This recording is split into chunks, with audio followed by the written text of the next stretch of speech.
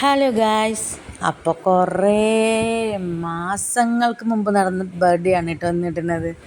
അതെന്താണെന്നറിയോ, നമ്മുടെ കുട്ടിക്ക് കണ്ണ് തട്ടണ്ടെന്ന് വെച്ചിട്ട് ഇനിയിപ്പോൾ ഇനിയിപ്പം 6 മാസം സെപ്റ്റംബർ 23 കഴിഞ്ഞ ബർത്ത്ഡേ ആണ്.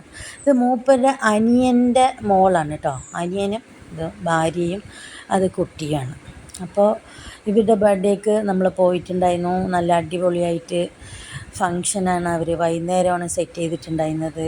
നല്ല സൂപ്പർ കേക്കല്ലേ, ഇതുവരെ ഞാൻ കണ്ടിട്ടില്ല കേട്ടോ ഇതുപോലത്തെ ഒരു കേക്ക്. പിന്നെ നല്ല ഡാൻസൊക്കെ ഉണ്ടായിരുന്നു, കുട്ടികളുടെ വലിയവരുടെ നല്ലൊരു ഗെയിം ഉണ്ടായിരുന്നു. അത് രസമായിരുന്നു കേട്ടോ കാണാൻ. ഫുള്ളായിട്ടൊന്നും വീഡിയോ എടുക്കാൻ പറ്റിയിട്ടില്ല. എടുത്തത് വരയ്ക്കൊക്കെ നിങ്ങളൊക്കെ ഒന്ന് നോക്കാം. ഞാൻ ബാക്ക്ഗ്രൗണ്ട് സൗണ്ട് വെക്കണം എന്ന് വിചാരിച്ചതാണ്.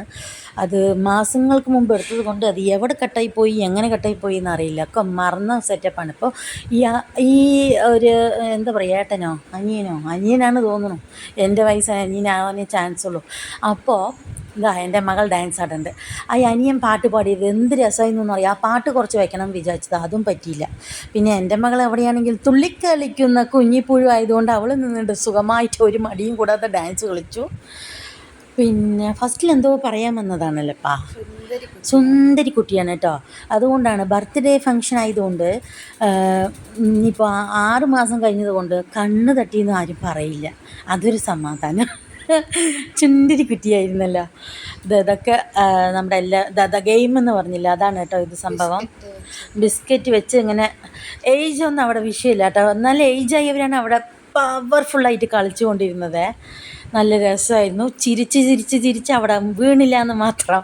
നല്ല സുഖമായിട്ട് പരിപാടികളൊക്കെ കഴിഞ്ഞു. അടിപൊളിയായിരുന്നു.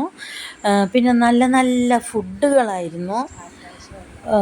സ്റ്റാർട്ടേഴ്സ് ഉണ്ടായിരുന്നു. അത് ഫോട്ടോ എടുക്കാൻ മറന്നുപോയി, കുറേ ആയില്ലേ. അപ്പോൾ ബൈ. നന്നായിട്ടുണ്ടല്ലോ.